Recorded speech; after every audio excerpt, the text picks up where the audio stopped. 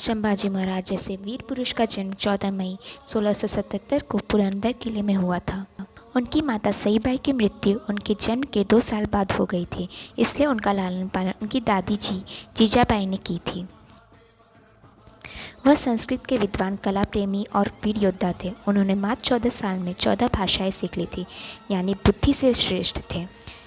8 जून 1674 को शिवाजी महाराज के राज्याभिषेक के समय उन्हें मराठा साम्राज्य का राजकुमार घोषित कर दिया गया था। संभाजी महाराज 9 साल के थे। उन्हें एक समझौते के तहत उन्हें और उनके पिताजी को 1200 किलोमीटर दूर जाना पड़ा था। औरंगज़ेब के किले में उन्हें बहुत बदनाम किया गया और फिर बाद में बंदी बना दिया गया। वो अपने बुद्धि के कुशाग्रता से अपने पिता को छुड़वा दिए और फिर कुछ दिनों बाद अपने भी उस किले से बाहर निकल गए।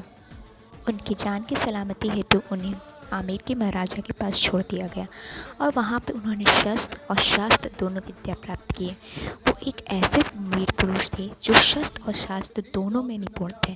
कोई भी बच्चा अगर शस्त्र उठा लेता है तो शास्त्र में निपुण नहीं हो पाता और शास्त्र उठा लेता है तो शस्त्र में निपुण नहीं होता, पर ये एक ऐसे महाराजा थे जो शस्त्र और शास्त्र दोनों में ही निपुण थे और दोनों का प्रयोग करके उन्होंने बहुत से युद्ध लड़े थे।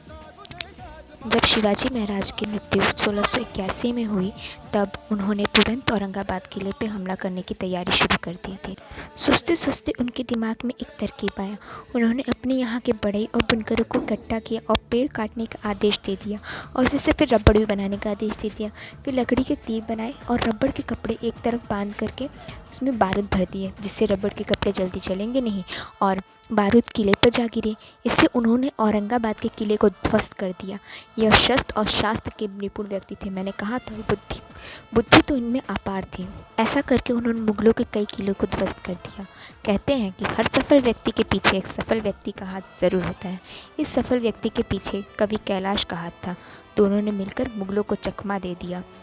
जब औरंगज़ेब ने उन पर तीनों तरफ से आक्रमण किया ताकि महाराष्ट्र पर कब्जा कर ले, परंतु इन्होंने अपने बुद्धिमत्ता तथा बल से औरंगज़ेब को 8 साल तक फंसाया, जिससे उत्तर में कई स्वतंत्र राज्य उत्पन्न हो गए। औरंगज़ेब को समझ आ गया इससे सामने से मार पाना नामुमकिन है, शरण से ही इसे हराना मुमकिन है। संभाजी महाराज ने अपने साले साहब गणोजी शिर्के को वेतनदारी देने से मना कर दिया। इसकी खबर औरंगज़ेब को लगी। इसका फ़ायदा औरंगज़ेब ने पूरे तरीके से उठाया। उसने शिर्के को भड़काकर अपनी तरफ कर लिया, सारे गुप्त रास्तों का पता लगा लिया। संभाजी महाराज और कवि कैलाश अपने गुप्त मार्ग से जा रहे थे तो शिर्के ने उन पर हमला कर दिया तथा धोखे से उन्हें कैदी बना लिया। जिन्हें 8 लाख लोगों को ने हरा नहीं पाया, उन्हें पीठ पीछे बंदी बना लिया तथा औरंगज़ेब ने जेल में बंद कर दिया। औरंगज़ेब ने इनके सामने 3 शर्त रखे। सारे धन हवाले कर दो, मराठा साम्राज्य दे दो, धर्म परिवर्तन कर लो।